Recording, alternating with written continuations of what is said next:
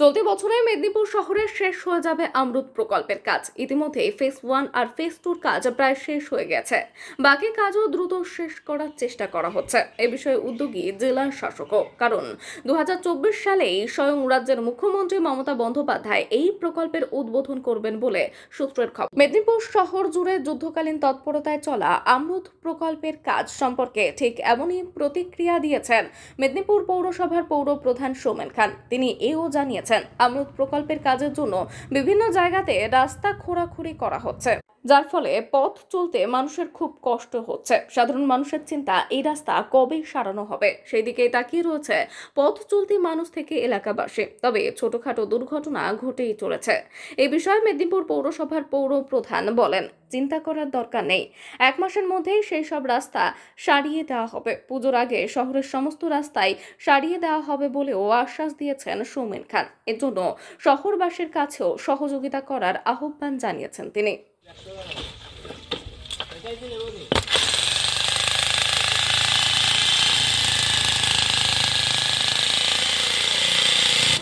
আমরুত জল প্রকল্প আমাদের সিআইসি মিতালি ব্যানার্জি আছে এখানে পাশে। তো আমাদের প্রায় ফেজ 1 ফেজ 2 শেষের মুখে। ফেজ 1-এ আমাদের 7টা ওভারের ট্যাঙ্ক সেগুলো কমপ্লিট হয়ে গেছে। সেখানে কোথাও কোথাও জলের আমরা সোর্স ওখানে পৌঁছেও দিয়েছি। বাড়ি বাড়ি আমাদের হাউস টু হাউস, প্রতি বাড়িতে আমাদের হাউস কানেকশন দেওয়া হচ্ছে। সেগুলোর কাজও আমরা প্রায় 60% কমপ্লিট করেছি। এখনও বেশ কিছু লাইন বা প্রত্যেক বাকি আছে। আমরা যারা এজেন্সি কাজ নিয়েছে এবং কোথাও কোথাও রাস্তা কাটা আছে, সেগুলোকে অবিলম্বে পুজোর আগে রিপেয়ার করে দেওয়া, এই কাজগুলোর জন্য আমাদের একটু সহযোগিতা চাইছি এলাকার মানুষের কাছে। যে রাস্তা কাটা হচ্ছে, কিন্তু 1 মাসের মধ্যে সেগুলোকে আবার রিপেয়ার করে দেওয়া হবে এবং একটু গোটা শহরেই সমস্ত বিশুদ্ধ পানীয় জল সরবরাহ আমাদের গান্ধীঘাট থেকে, ওখান থেকে রিফাইনিং হবে, হয়ে আমাদের নরমপুরে যে ট্যাঙ্ক হয়েছে ওখান থেকে সমস্ত 7টা ওভারের ট্যাঙ্কে এই জলটা সাপ্লাই হবে। আরেকটু আমাদের মাননীয় মুখ্যমন্ত্রী মমতা বন্দ্যোপাধ্যায় তিনি এটা ইনোগ্রেশন করবেন। আমরা এই 2024 সালেই আমরা মানুষের কাছে এই জলটা পৌঁছে দিতে চাইছি। সেই মতন দ্রুত গতিতে কাজ শুরু হয়েছে। আপনারা জানেন, কোভিডের জন্য কিছু 2 বছর প্রায় কাজ বন্ধ ছিল। তা সত্ত্বেও আমাদের বর্তমান অবস্থায় আমাদের এমইডি, আমাদের পৌরসভা যৌথভাবে খুব তাড়াতাড়ি সম্ভব, কারণ মাননীয় জেলা শাসক এই ব্যাপারে বেশি উদ্গ্রীব। তিনি চাইছেন যত তাড়াতাড়ি সম্ভব এই কাজটা শেষ করতে হবে।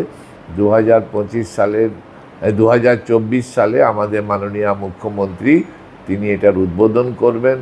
সেই জন্য দ্রুত গতিতে কাজ যাতে আমরা শেষ করতে পারি তার পদক্ষেপ নেওয়া চলছে। এই যে জল পাবে, সবাই জল পাবে, এক্ষেত্রে পেমেন্ট কিছু নেওয়াতে হবে না? এখন সেভাবে কিছু আমাদের কাছে ইনস্ট্রাকশন আসেনি।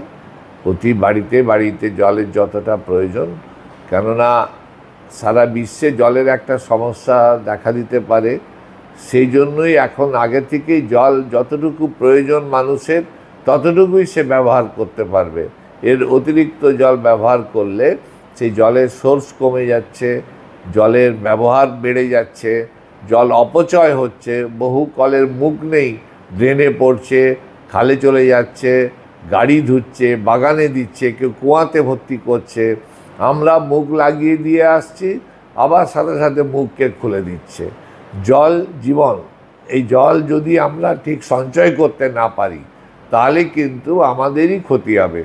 এখন যারা আমাদের বাড়ি হচ্ছে নতুন করে বা ফ্ল্যাট বাড়ি করছে, সেখানেও আমরা সোয়ারেজ সিস্টেম, জলকে ধরে রেখে মাটির তলায় পাঠানোর জন্য সেই পদক্ষেপও আমরা প্রতিটি প্ল্যানের সঙ্গে আমরা যুক্ত করে দিচ্ছি। কোনো মিটার বসানো হবে বাড়ি বাড়ি?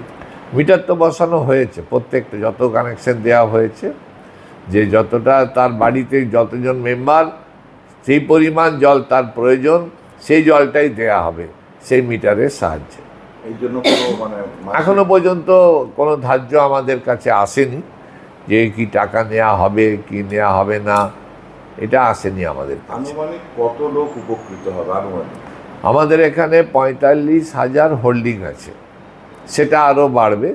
কারো বাড়িতে 2 ভাই থাকে, সেই 2 ভাইকে আমরা কানেকশন দিচ্ছি। কারো বাড়িতে 4 ভাই থাকে, 4 ভাইকে আমরা কানেকশন দেওয়া হচ্ছে। মানে প্রত্যেকটা ফ্যামিলিতে আমাদের সেই দেওয়ার ব্যবস্থা। তারপরে যে সমস্ত আবাসন আছে সেগুলোর ক্ষেত্রে কিভাবে দেয়া হবে সেটা নিয়ে আমরা আমাদের ঊর্ধ্বতন কর্তৃপক্ষের সঙ্গে আলোচনা করেছি, যে আবাসন এখানে মেদিনীপুরে যত আছে তারাও তো বিশুদ্ধ পানীয় জল চান, সেটা কিভাবে দেয়া হবে। তাদের তো আলাদা আলাদা সেপারেট সব হোল্ডিং, একটা জায়গাতে নিয়ে সেখান থেকে ডিস্ট্রিবিউশন করার তারও একটা আমাদের কথাবার্তা চলছে। মেদিনীপুর থেকে শেখ ওয়ারশের রিপোর্ট, বিগ নিউজ।